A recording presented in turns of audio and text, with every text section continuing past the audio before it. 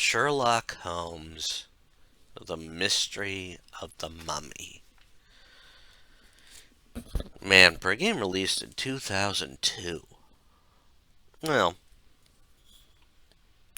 I suppose it was pretty much closer to top of the line. You can definitely tell with the graphics that was when it was made. To an extent.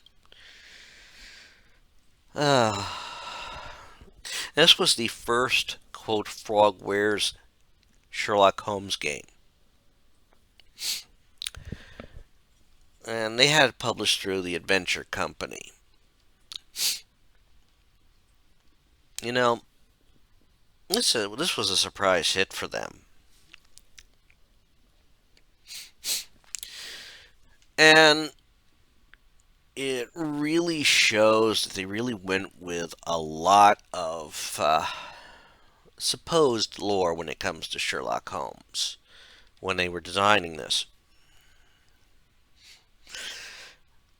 It's about the only game in the franchise that uses the Deerstalker look. He's wearing the coat and the Deerstalker hat. And simply put, this was just an image put front by some of the early Sherlock Holmes movies. The stereotypical look that we have given Sherlock Holmes of always wearing like a deerstalker hat and a long overcoat. That was just done in the movies. I mean, that was not your typical look in everyday London at the time. And you could still see how it is in some games that they still go with that traditional look when, in all truth, he barely wore it. Now, this game is in the overall timeline of the first 8 Sherlock Holmes games released. This is overall the 7th in the timeline. And it is a mystery that Sherlock Holmes takes on without Watson. Watson shows up towards the end of it all.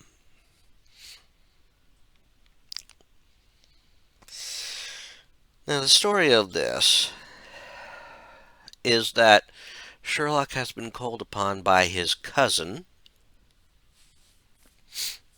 possibly distant cousin, to investigate her father's disappearance. Her father being Lord Montcalf, who is a very noted Egyptologist. He's very fascinated by Egyptology and Egyptian mythology, and well, this was a big thing back then. And it still was a big thing years later. However, because this is his, quote, cousin, he goes to investigate.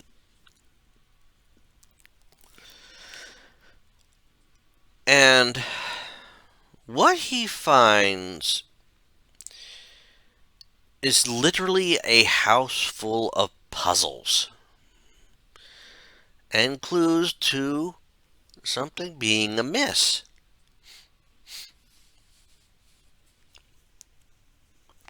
Now, all the puzzles do have an Egyptian theme to them,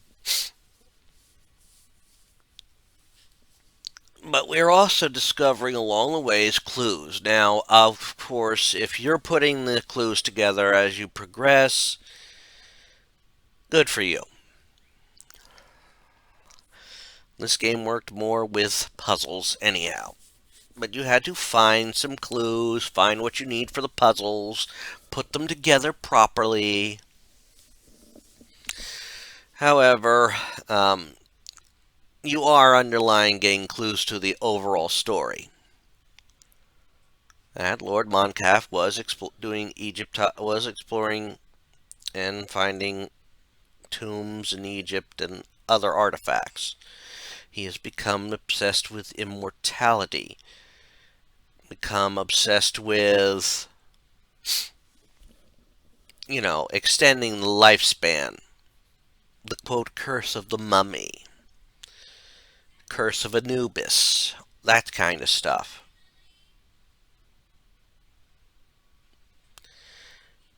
And apparently,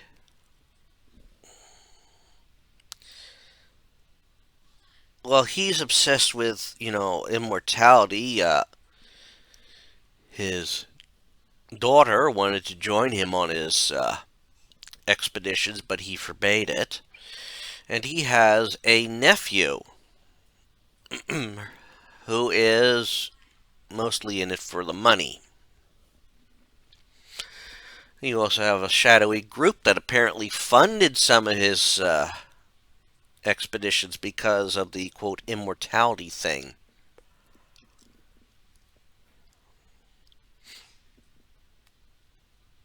Now, as you're playing this game, you also discover you have about 6 save slots, which gets changed in, later editions of the game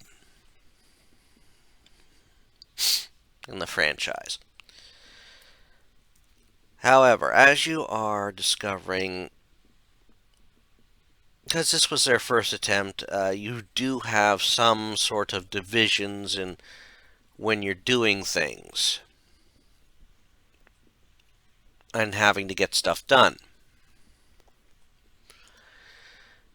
As is the case here, you do have what they put in there was levels. So as you're solving the puzzles and advancing, and then eventually getting encounters with the mummy,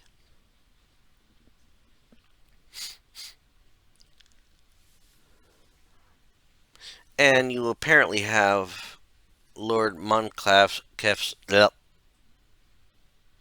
death.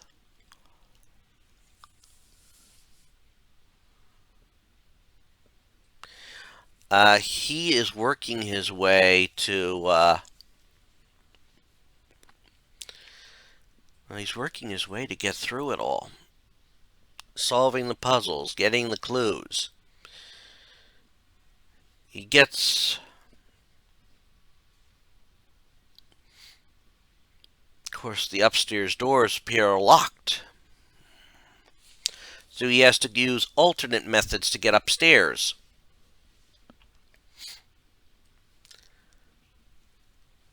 Going through the house, which has been turned into a makeshift museum, so to speak.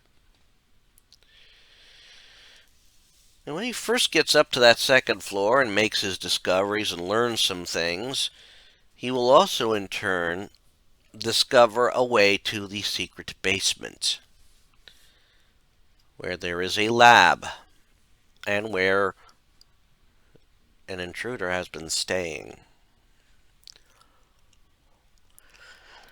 This is also when you start running into, quote, time-related puzzles, and I swear the timing system on this game is messed up. You have a little, I don't know how to describe it, a timer. It doesn't have a set time on it, but it, quote, decreases as, like, things are running out on you.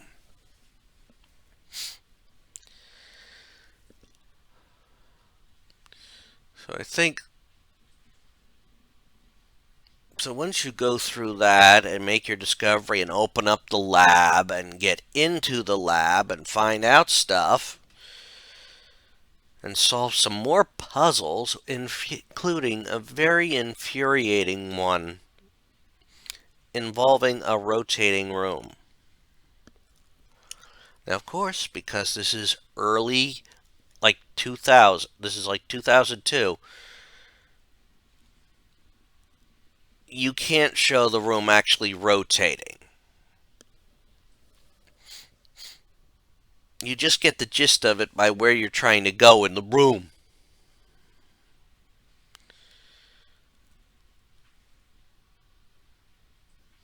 and you have to do certain things and solve certain puzzles and all that in certain orders to get other puzzles and other doors to open and that. It's frustrating. I'm going to be honest. That was one of the more frustrating. Now, back in the day, yes, this could have been a lot easier to work with. I was having some difficulties because I was working with an inverted mouse scheme.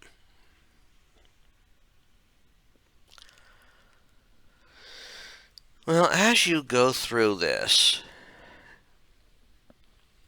it's all the puzzles that are in the basement, including ones that are designed to, quote, pull a major trick or, quote,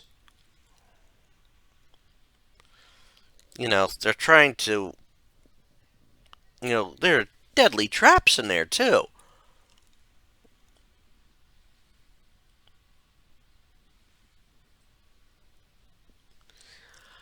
So, what do?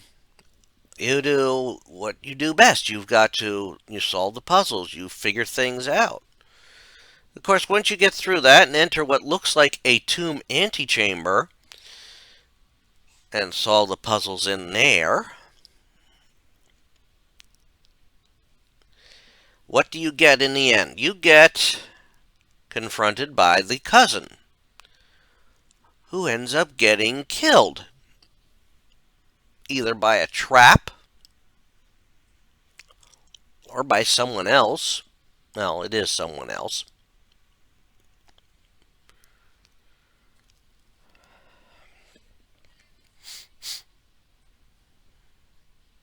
Possibly the mummy that's walking about. And yes, there's a mummy walking about, and it's not the cousin.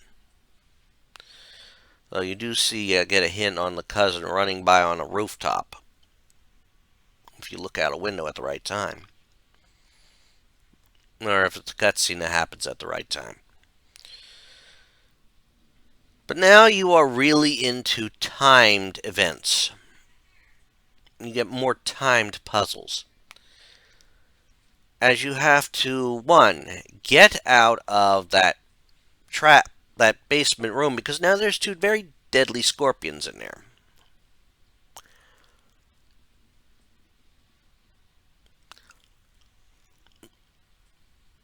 Once you sort of get them handled, and you move on, and then get upstairs.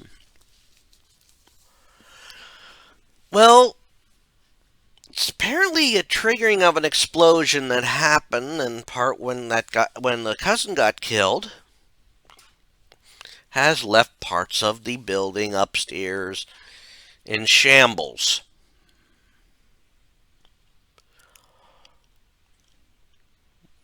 So now you're trying to solve more puzzles. One in a room in which you can slowly asphyxiate by the smoke in it, unless you take steps to increase your time, like a mask.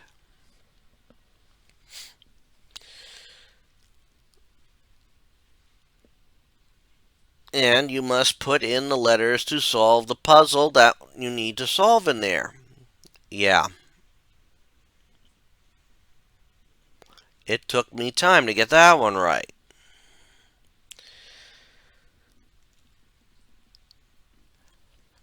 Honestly, I really get tired of the timed puzzles. Of course, after all that, and you manage to get into the library on the upper floor. The library is your room that gets you from the first floor to the second floor, earlier on in the game. And lo and behold, what do? Oh, well, whomever just killed the cousin is now trying to kill you. Oh, and you find Lord Moncliffe. He's not dead. He just pretended to be dead. Or something. Trying to avoid giving certain items to the people who were looking for them. Honestly.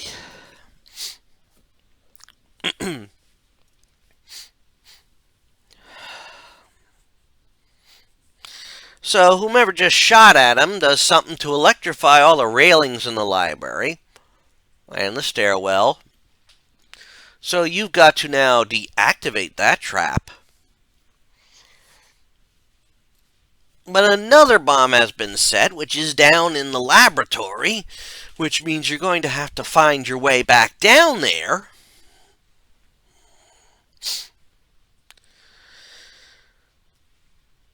Which involves finding everything you need for another puzzle.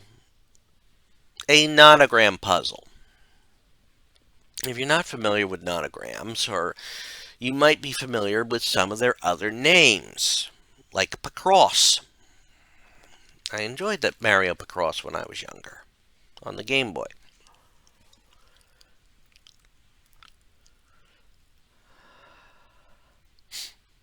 So, if you don't know how to solve the Picross puzzle, you're basically given clues at the top and the bottom of the puzzle, or top and the side of the puzzle, on how many spots go in a certain row. Now, there's variations that may have different colors and all that. Well, this one kept with a simpler one, i.e. two of them. You only have black and white. And the puzzle is, of course, ends up being the answer ends up being like a silhouette of Sherlock Holmes with a deerstalker cap on and his pipe in his mouth. Sherlock was a smoker. Still is. It's one of the few vices they kept him with.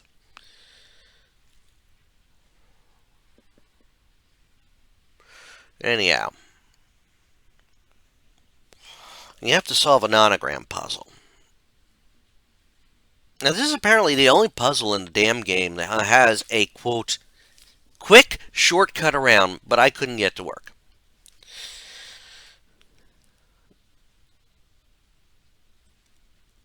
And,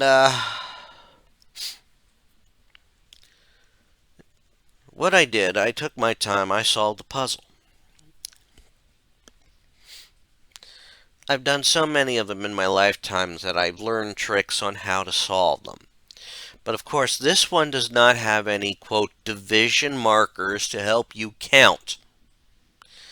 So that adds to the difficulty of this. And oh yes, you're on a timer.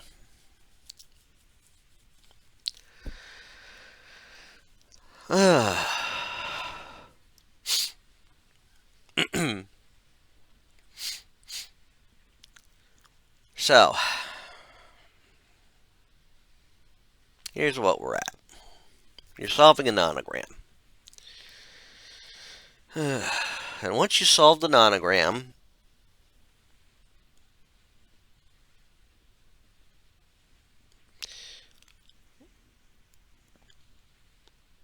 you are again reminded of the bomb. You find the bomb. Ingenious design on a countdown timer of sorts. So you must take the proper steps to, quote, counteract it.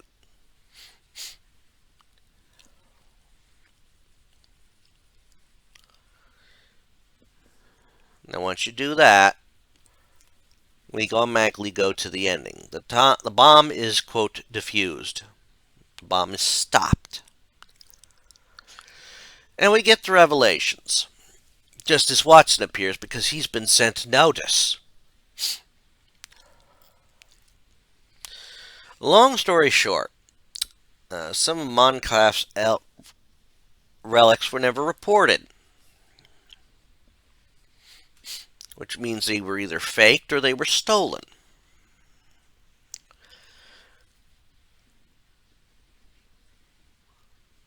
As for the greedy cousin who killed him and tried to kill Lord Moncalf, well, that was his daughter. So the authorities basically take away all the guilty parties, because it was his daughter also who was walking around as the mummy. The one who set all the other traps in motion. and also in effort try to, quote, kill Sherlock and Lord Montcalf since he was still alive. So everybody's the surviving family is now arrested, incarcerated, in jail, whatever, in prison, whatever they're going to do with them.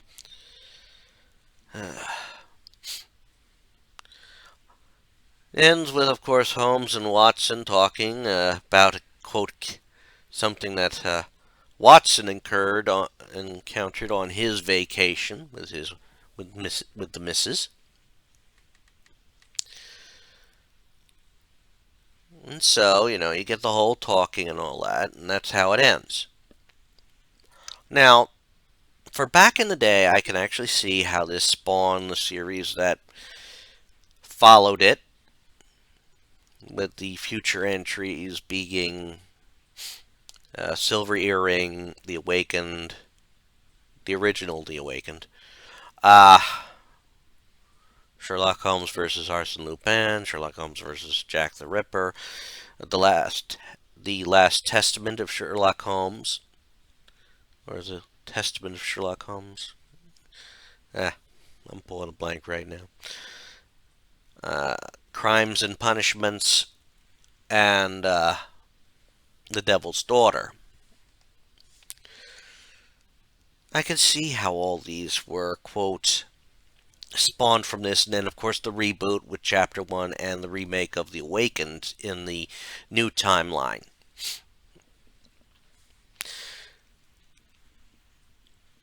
It's easy to see how this series came about, and it's a sign of, like, also how well some of the games have aged.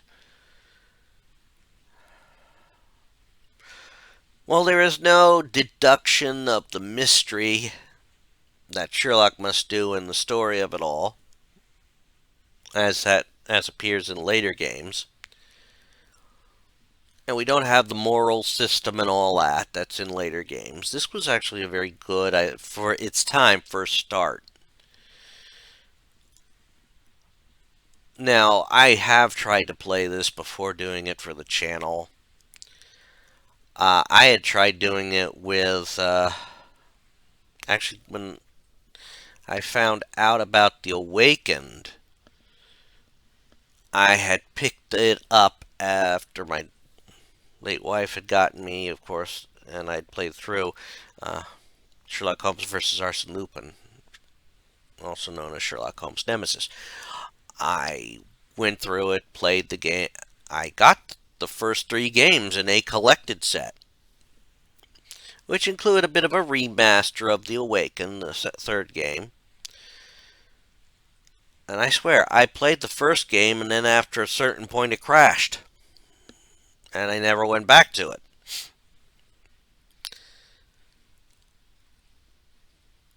I should, if I would have fully recalled that, I would, and wasn't, hell bent on playing at least all these games, I would have never played this one now.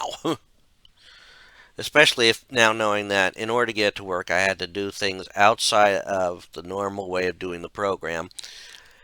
And I had to, quote,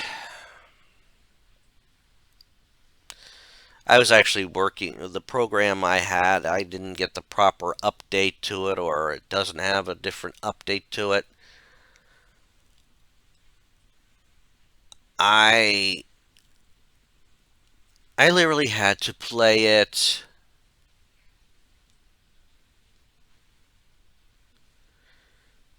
with basically I had to play it with complete reverse mouse settings.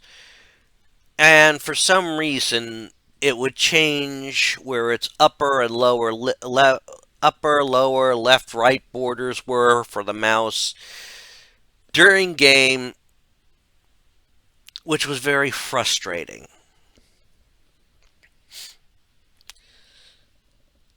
I will say this, if you can get your mouse to work it proper, I gladly recommend playing this just to see what that first game looked like and to compare it to where they've gotten to now.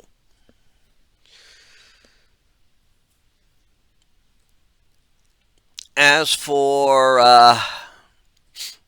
is it worth keeping and playing?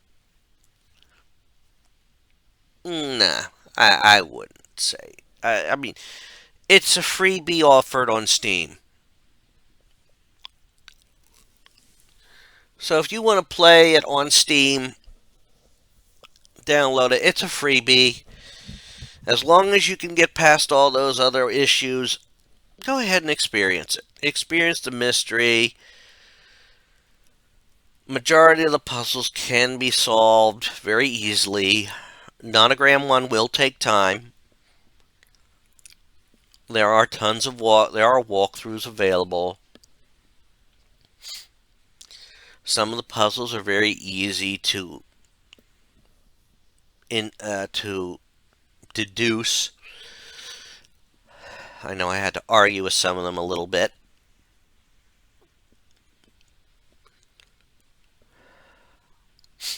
It is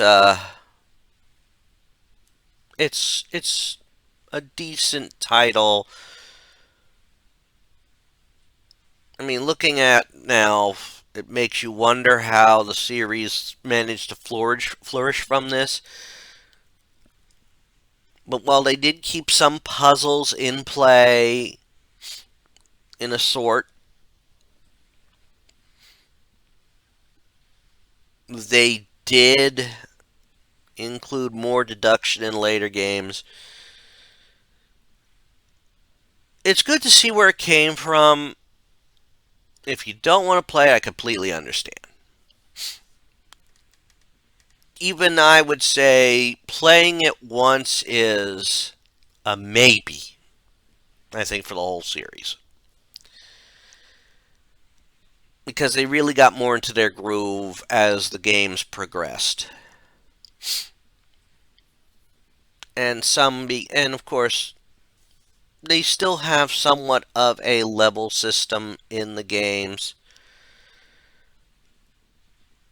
but it doesn't save it as a quote level for the most part, even in the newer games. It's just progressing along in the story. That's all I'm going to say about Sherlock Holmes, The Mystery of the Mummy. It was probably would have been less frustrating, but like I said, that's how it worked out for me. I do hope you enjoyed me going on about this title, and until next time, I wish you all to take care. Check everything out. Check everything out on the channel. It's since it's a freebie on Steam, you're not losing any money. If you get it and don't like it, you just uninstall it. If you get it and like it, this is a game, as they would say on games my mom found, is going in the stack. If it's lucky. Take care, all. Bye.